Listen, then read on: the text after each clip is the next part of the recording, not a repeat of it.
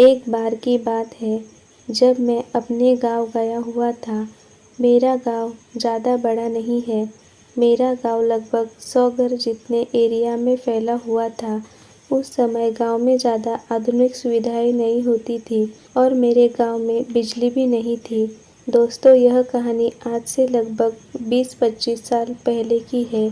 हमारे गांव में लोग जल्दी उठ जाया करते थे और अपने खेतों की तरफ निकल जाते। मेरे घर से कुछ 3 घर छोड़कर एक घर था जिसमें मुंशी चाचा अपने परिवार के साथ रहते थे। मुंशी चाचा के बड़े लड़के, जिसका नाम ईश्वर था, उसकी पत्नी ममता थोड़े दिनों से अजीब व्यवहार करने लगी थी। वह कभी रोती तो कभी हंसती थी और कभी इतना गुस्सा हो जाती थी कि उसे शांत कर पाना बहुत मुश्किल होता था। वह अपने परिवार वालों को बहुत गंदी गंदी गालियाँ देती थी और बोलती थी कि मैं इसे नहीं छोड़ूंगी। दोस्तों, यह कहानी बहुत साल पहले की है। उस समय मेरे गांव में कोई डॉक्टर वगैरह नहीं थे, तो ज़्यादातर लोग नीम हकीम के पास ही जाया करते थे। पर उन लोगों के पास भी इसका कोई इलाज नहीं था। दिन प्रतिदिन ममता की हालत बिगड़ती गई। ममता के एक बेटी थी, लज्जो, जो करीब 8 साल की थी। ममता हमेशा कहा करती थी कि मैं इसे नहीं छोड़ूंगी। मेरा मतलब ममता नहीं, उस पर सवार कोई ताकत थी जो ऐसा बोला करती थी। अब गांव के सभी लोग समझ गए थे कि यह कोई बीमारी नहीं, इसके ऊपर किसी का साया है और यह साया इसके साथ इसकी बेटी को भी ले जाएगा। और ऐसा ही हुआ। एक दिन सुबह सुबह ममता जोर जोर से चिल्लाने लगी।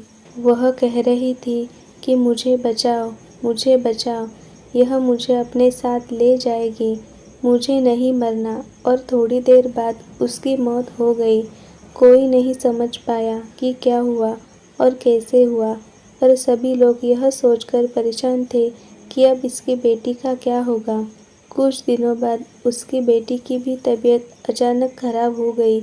उसका शरीर बहुत गर्म हो गया और वह ऐसी हरकतें करने लगी जैसी ममता करती थी।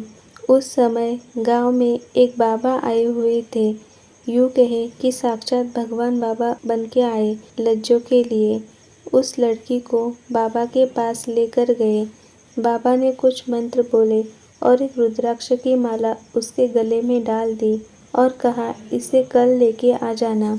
घर पर जाते ही उसकी तबीयत में सुधार आने लगा। अब वह नॉर्मल होने लगी। उसे अगले दिन फिर ले गए बाबा के पास। बाबा ने उससे पूछा कि तू कौन है? इस बच्ची ने तेरा क्या बिगाड़ा है जो इसे अपने साथ ले जाएगी, और इसकी माँ का क्या दोष था?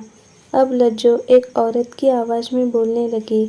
औरत नहीं, ऐसी भयंकर आवाज़ तो एक चुड़ैल की ही हो सकती है।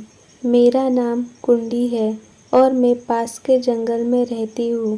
पास के जंगल में एक बहुत बड़ा बरगद का पेड़ है जिस पर मैं रहती हूँ। इस लड़की की माँ ने वहाँ पर पेशाब किया था और इस बात से मुझे बहुत गुस्सा आया और मैं इसकी माँ पर सवार हो गई। बाबा ने पूछा कि इसमें इस बच्ची का क्या दोष है?